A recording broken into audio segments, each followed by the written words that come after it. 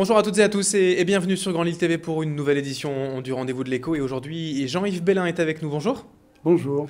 Alors vous êtes le directeur du CFA régional de l'industrie. Et avec vous, pendant les 6 prochaines minutes, on va parler plus particulièrement de l'AFPI, Alternance. Déjà, présentez-nous un petit peu quand même cette entité, l'AFPI, Alternance, c'est quoi?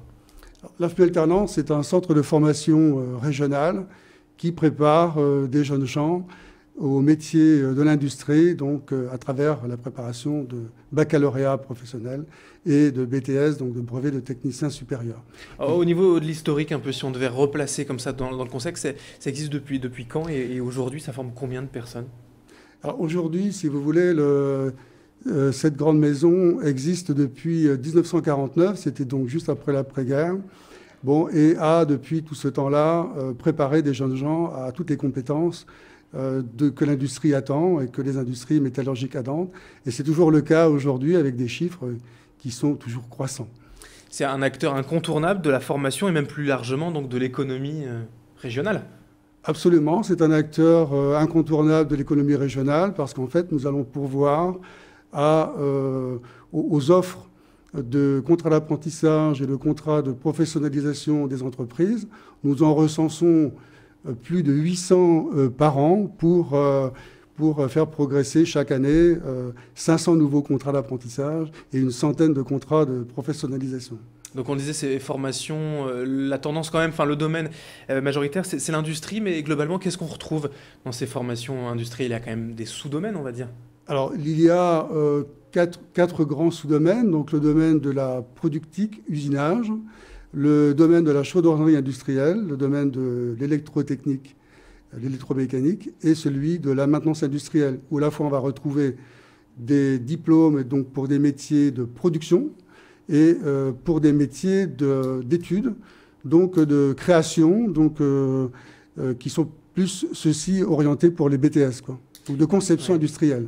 L'industrie dans la région, c'est encore un secteur d'activité important qui a eu forcément une certaine perte de vitesse dans les années 70, 80. Aujourd'hui, c'est encore important de le défendre? Alors aujourd'hui, c'est toujours important de défendre parce qu'en fait, si vous voulez, l'industrie, c'est le noyau dur de l'innovation, du progrès. Donc pour cela, nous nous employons à trouver la relève des gens qui partent en retraite. Bon, il y a un nombre conséquent, comment dire, ces derniers temps, et aussi préparer des jeunes gens à toute l'évolution technologique qui est entrée dans ces entreprises. Bon, aujourd'hui, la métallurgie, c'est 95 000 emplois. Alors certes, c'est vrai que la métallurgie en a perdu, mais aussi, elle a toujours recruté tous les ans et de façon importante pour renouveler ses compétences et progresser dans la technicité de ses produits.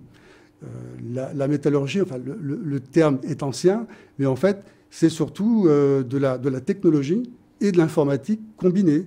Donc, et dans tous les métiers, vous avez ça. Donc, en fait, on est sur des choses qui sont complètement modifiées. Et on parle de renouvellement, de progression de l'industrie. On peut également choisir ces termes pour la formation. Il faut la renouveler et la faire progresser également, la formation. Alors, ces formations, effectivement, progressent. Les examens, les diplômes qui sont préparés sont ceux de l'éducation nationale. Donc, en fait, ils ont une actualisation de façon permanente pour qui est ajusté à la demande des entreprises. Oui, puis l'adapter aux nouvelles technologies aussi. Vous le disiez, le métallurgie, voilà. C'est peut-être quelque chose effectivement d'un terme ancien, mais il y a des nouvelles technologies, il faut s'adapter. Voilà, il faut s'adapter. Alors, en fait, l'apprentissage, l'alternance, plus généralement, s'y prête bien, parce qu'en fait, vous avez à la fois la préparation d'un diplôme, donc avec son référentiel affûté, et en même temps, vous avez toute la connaissance apprise dans l'entreprise, donc sur les postes de travail, là où le métier et les compétences sont exercées. Oui, j'allais y venir justement à l'alternance, forcément, pour en parler. Vous l'avez dit, c'est primordial, c'est quelque chose qu'on met forcément en avant dans l'industrie particulièrement? Oui, enfin, si vous voulez, la métallurgie, de très longue date, a pratiqué l'alternance, et elle continuera, je pense, longtemps.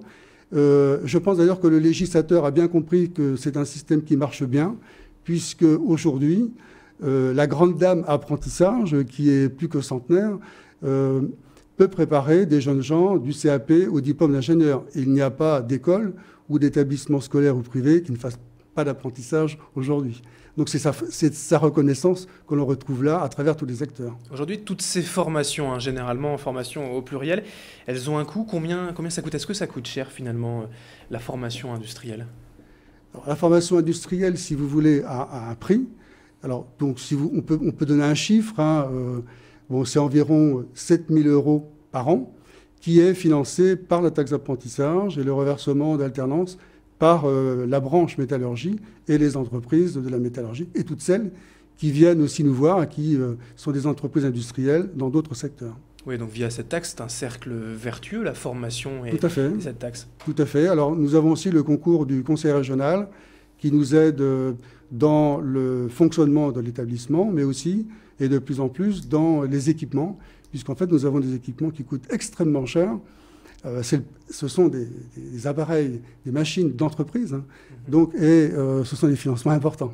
Et des appareils évidemment très techniques, on l'imagine. Voilà. Merci Jean-Yves Bellin d'avoir été donc avec nous pour évoquer la formation en alternance dans l'industrie. Je rappelle que vous êtes le directeur du CFA régional de l'industrie. Merci. Et merci à toutes et à tous de nous avoir suivis sur Grand Lille TV pour le rendez-vous de l'écho. Dans un instant, l'info continue avec la météo et l'infotrafic.